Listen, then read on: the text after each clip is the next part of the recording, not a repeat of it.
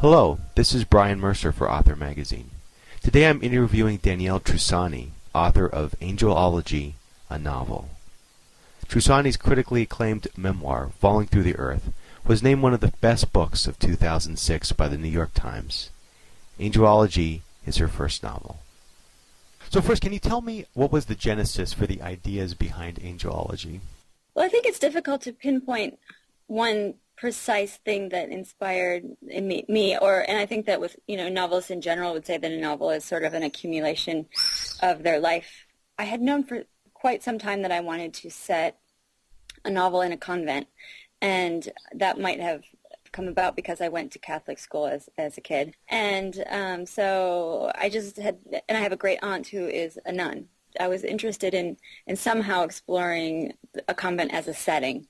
I didn't quite know exactly how I would use it. So I decided to go to a convent and follow the sisters around and just sort of feel my way through it and see if there was something that I would find when I was there that would tell me how I was going to use the convent. I really had no idea. I went and started following the nuns about their business and found it really interesting and did a lot of interviews and that sort of thing. And they have a chapel that's very similar to the chapel in my book. Well, and I was there one night and I started noticing all the angels in the room, and that sort of inspired me to start thinking about the idea of angels. And then on my way back to my room after being in the chapel, I went to their reading room and found just, shelves and shelves of books about angels. And so I started pulling them down and reading. And literally by the time I was done sitting in that room, I knew that angels, and particularly the Nephilim, would be a sort of centerpiece for the novel. It's interesting. The type of writer that I am is someone who needs to actually experience almost every location, and all of my ideas come out of sort of a first-hand experience of those places, but it's actually a sort of chemical reaction between me and the place that helps me decide what I'm going to write about. Can I assume from your novel's very structured plot that you wrote an outline first? No, I can't. I mean, actually, with the book I'm writing now, I'm trying to use an outline, or I'm trying to develop one, but I've never used an outline before, and it's generally been not my style. Usually, I'm just very intuitive. I start a book and then feel my way through and then go back and revise and cut out things and change things. But I'm trying right now to use an outline. And how's that working? I don't know yet. I mean, I'm writing, I'm following it, I'm trying, but my impulse is always to change it and to change course, so I don't think I'll actually be able to stay with it. When you start a chapter, do you always kind of know where it's going, or could you be really surprised? I can be really surprised. I mean, generally, in Angelology, I knew sort of a key thing that would happen in the scene, but I didn't know how I would get there. Wow. So it's a little bit like entering a dark room and sort of feeling my way to the table where the key was, or something like that. Like I knew I had to get one thing accomplished, but I just had no idea how, or what characters would be there, or I mean, even sort of what the space would look like. So I mean, I think it might have been Joan Didion who was saying that she really doesn't know what she's going to write until she's doing it. And Flannery O'Connor actually said that she writes in order to know what she knows. This sounds completely circular, but both of them said very similar things. And I think that is really, for me, the case as well, because I know I have to get to a certain point, but I don't know exactly what is actually going to materialize until I sit down and actually physically type. That's so impressive because it seems so tightly planned, and like when we discover that there was a reason why someone's praying in the chapel all the time. It's like, you knew that. Did you know that some of the surprises that come later? No, I didn't. And no, it's the illusion of revision. The illusion that vision can create. You go back and cut the things that don't click into place eventually. I mean, I think that revision is extremely important. And when I hear people say, "Oh, I don't revise," or "I revise very little," or it's hard for me to believe, because that's such a major part of my work is revision. So Angelology is full of historical and rich detail, and I'm very interested in hearing how you approach doing research. Started really with doing just sort of basic research, and then once I realized that angels were going to be the centerpiece of the book, then I started just getting everything I could on the history of angelology. I mean, angelology was actually a theological practice in the medieval era, and there's not a lot of information about it, but there is some.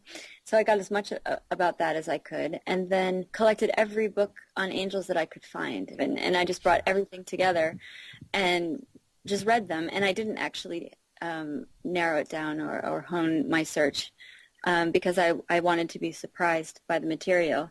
Right. And I ended up using things that I had no idea I would use in the end. What I tend to do as a writer is I like to have a lot of materials before me and then just choose the ones that I need at the moment. I'm very much I think I'm a practical person in this way, in that if I'm at a point in a scene and I need something, I'll just go into like my research bag and pull something out that works in that scene, rather than doing the research first and then structuring the scene around the research. Right. Because you can get lost in doing research, and it's like, when do you stop and start actually writing? Yeah. Right. I mean, and a lot of it is I did sort of a lot before I started, but then I would research as I needed to. And there's so much art history. Did you study art history, or was that purely research? That was research, but I'm interested in the history of art, and I do a lot of reading about it. So you always wanted to be a novelist, right? You've always been writing, even when you were a kid. Yeah, I have, to some degree or another, yes. And you earned a Master of Fine Arts in Creative Writing. Can you tell me about that experience, and was that valuable for you? Yeah, it was. I went to the Iowa Writers Workshop, which is, I think, the oldest writing workshop in the States. And I went when I was in my mid-20s when I went, and really knew that I wanted to write, but didn't have the discipline to actually write every day, or the direction to know exactly like how I would, go from wanting to write to publishing a book. I also didn't have the space, like the free time in the space, in order to write, because I was working all the time. So going to Iowa was really beneficial in that it gave me 2 years I was there on a scholarship, so everything was completely paid for. Nice. I had 2 years of support where I could just do my thing. I could just go and write whatever I wanted to write, and meet with agents when they came to the workshop, so that I could have sort of real discussions about what's the practical way that a writer can sort of bring these things that she's doing it seems like a private sort of a private space, and bring them into the public space. So what is your writing routine? Do you write every day, I assume? Well, lately I haven't been. I've been doing so much promotion for this book that I haven't been able to write every day, and that's really frustrating for me. But generally speaking, when I'm writing, and when I'm writing well, I write every day from about 8:30 or 9 until lunchtime, and then I'll have lunch, and then I'll go back and either revise or write a little bit more in the afternoon. Interesting. And every day, or just like the weekdays, or every day, even wow. Sunday. I mean, it's extremely. I think because when I take a day, when I'm seriously in the rhythm of what I'm doing, if I take a day off, it takes me 2 days to get back in. It's almost like meditation for me. I mean, and I think for a lot of writers, where you do something as a ritual, and the ritual itself becomes just as important as the result. So Angelology is your first published novel, and you had a very successful memoir, Falling Through the Earth. But it's safe to say that Angelology isn't the first novel you wrote. I actually wrote a novel version of Falling Through the Earth when I was at Iowa. Okay. I was writing a novel about Vietnam. It was very different than my memoir, and it was very different than Angelology too. That was... it's interesting because the agent that I'm working with now had read that novel and turned it down, and it ultimately I had a different agent send it out, and it went to I think 20 or 25 publishers, and it was turned down by everyone. So Angelology is my first published novel, but it's not the first one that I wrote. So it's your second novel. It's my second novel. First, wow. It's the second novel, I guess. But I think that I'm very pleased that my first novel wasn't published, because I think that Falling Through the Earth was much more representative of the experience that I wanted to. It was much more truthful. Obviously, it was a memoir, so it was much more truthful to my own experience and to what I wanted to say. And having written a memoir first, it freed me up to be as imaginative and as creative as I wanted to be with my first novel. Do you think was it harder to write a memoir? I wonder because if you're being more truthful and open to people, people might read this stuff. I didn't think that though.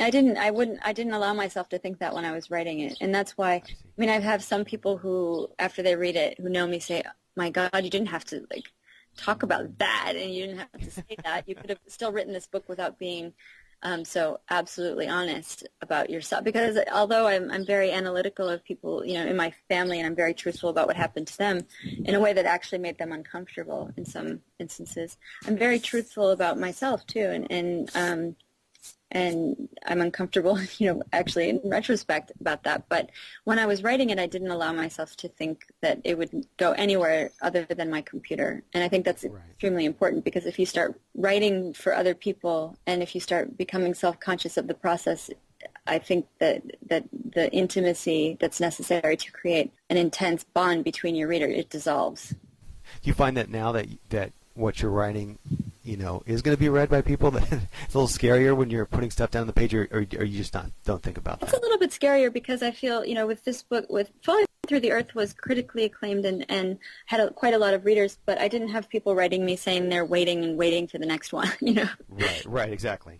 Falling Through the Earth was not a part of a series, and it was a very intense and personal book. And now Angelology, and the book that's coming after it, that I'm writing right now, there's this sort of expectation from people who loved Angelology that Angelopolis, that's the name of the next book, is going to be very similar. And so the bar has been raised, and so there's a little more stress, involved. So tell me about how you found your agent. Well, I met him. He read my first novel, as I mentioned, when I was in Iowa. Okay. And so he was visiting the workshop. He was visiting the workshop, but I didn't actually meet him at the workshop. I met him through someone who had met him at the workshop. And so I wrote to him and explained I'm at Iowa and this person had met you, and my agent's name is Eric Simonoff, and he was at Janklow and Nesbitt at the time. I really admired him as an agent, loved the people he represented, thought he was really smart. Sent him my novel, and he read it very quickly and had wonderful comments about it. Ultimately didn't take it because of certain problems that he saw with the book, that he was, in the end, he was right about that. And then so I found a different agent after that, and she represented Falling Through the Earth. And after Falling Through the Earth, there was some personal things with this other agent, and I ended up wanting to change and went back to him because he was actually my first choice. So you sent him an email, and did he just right away say, "Yeah, send me the whole manuscript," or did you go through send me some sample chapters? No, he asked me for a description of it. I sent a paragraph or so, and he said, "Okay, send it." I think, especially with him, he is very familiar with the Iowa Writers Workshop, and I think the level of the writing that comes out of the workshop is a sort of filter already. He has in the past taken a lot of writers from the workshop, and I don't think he does so much anymore, but so that was sort of the first level, I think, that I had, I was there at Iowa, and so he said, send it. A lot of angelology is set in New York, but it could have been placed somewhere else. You could have put it in Madison or in London, but you specifically weave a lot of New York City into it. So, you incorporate Abigail Rockefeller, landmark locations like Rockefeller Center, Metropolitan Museum of Art.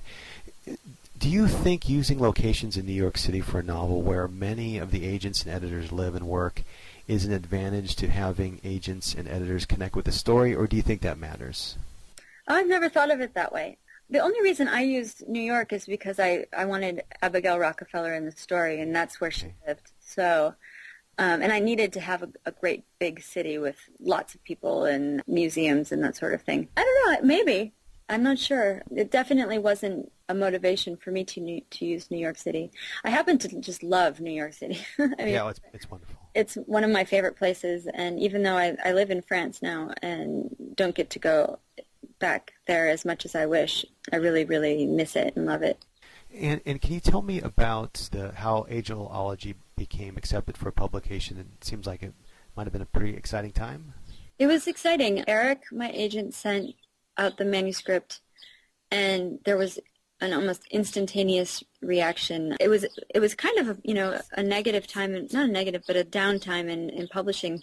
People were really worried about the economy, and things just didn't look good. So actually we sold Canadian rights first.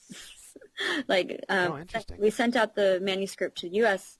editors and publishing houses, and I think he sent a copy to this editor in Canada. She loved it and bought it, and that sort of started the ball rolling because people saw that it was going to go very fast. And so actually then we sold German rights second, before U.S. rights, and then we started having bids from U.S. editors, and I think we had 7 offers. So what were you feeling when you were going through this? I mean, so it started off like it might have been it started off slow, because I assumed that like people arguing and a bidding war going on. I mean, with people raising their hands and yelling. But it did. So what was it like? What was it like emotionally for you, and how did you get the news? Well, it was sort of a strange time for me because there was a family emergency going on at the same time. It's like nothing ever happened. Right. You have 20 other things happening at the same time. And so I had to go. I was back in Wisconsin, where my family lives. I'm sort of managing that, and at the same time taking telephone calls and speaking with editors. So obviously it was amazing and wonderful and everything I had hoped for it to be. But at the same time, it sort of felt like an alternative reality because I wasn't like in my home with my, with the people I'm normally with. And then I went to New York. I had planned to go to New York anyway because I had some things to do.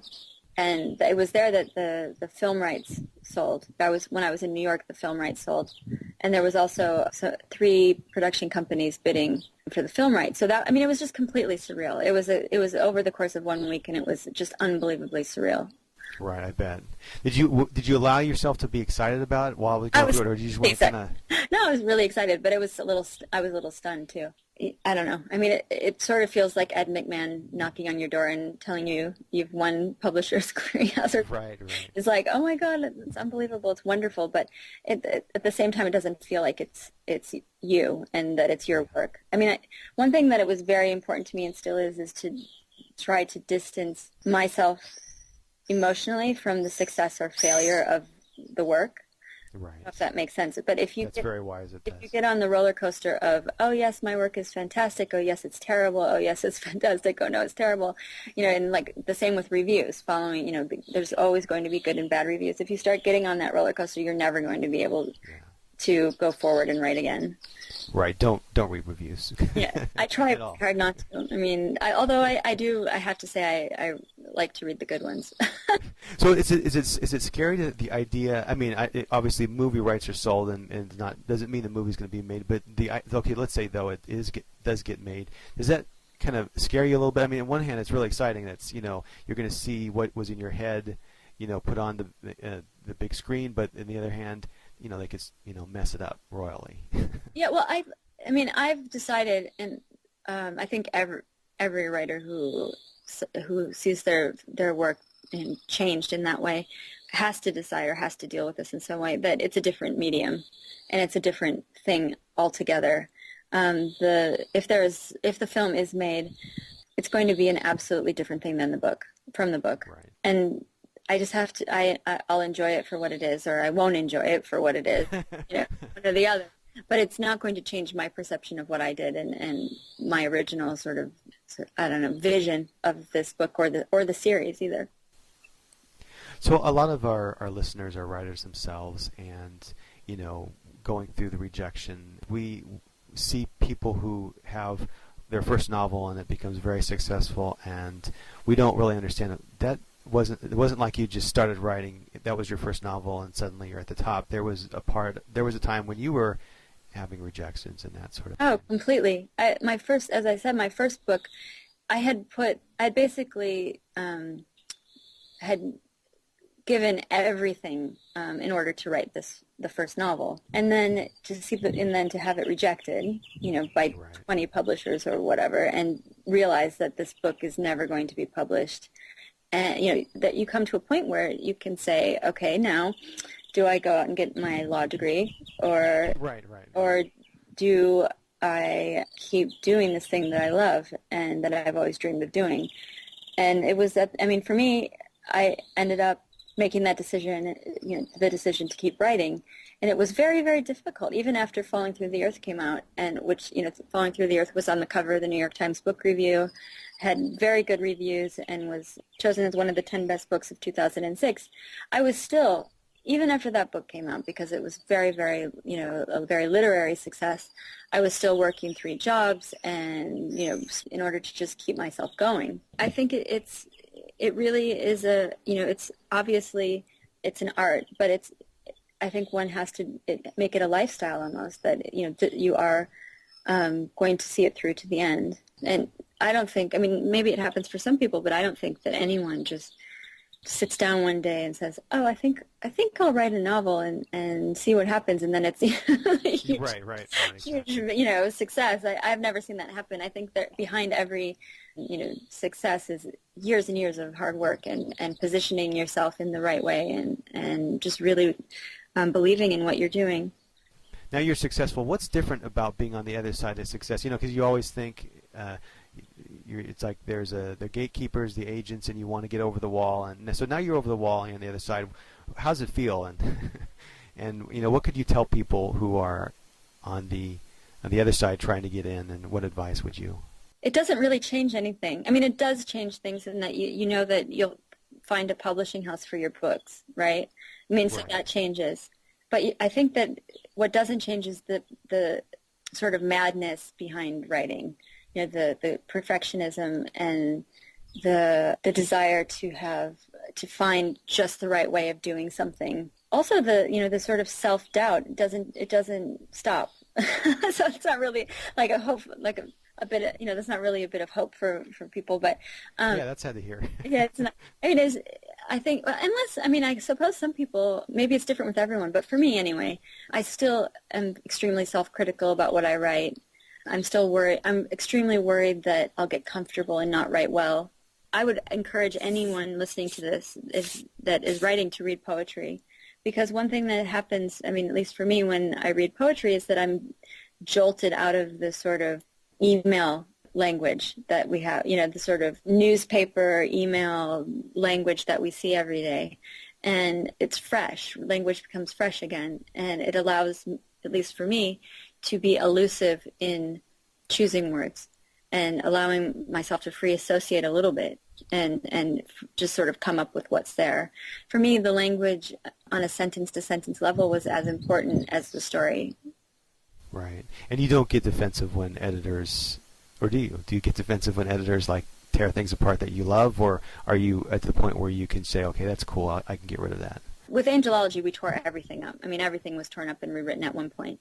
But wow. So I don't get defensive. I'm open to it if it makes it better.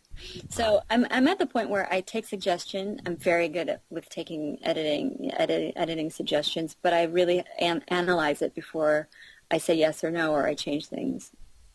So you're true to your own voice when you're evaluating. You're open to it, but you really have to go with what you feel is right. Yes, definitely. I think that's another benefit of writing workshops is you learn to take criticism, or you learn to not take criticism. You learn what you will take and what you won't take. So it doesn't make you cry anymore. No, it doesn't. And it did. When I went to Iowa after my first workshop, I left and cried. It was horrible. Wow. But it was also very personal because people were so competitive at Iowa. So what allowed you to change to be less, do you think just when you've written more that because there's more of it, it's less sacred, or do you think that something within you changed to make it easier to take criticism?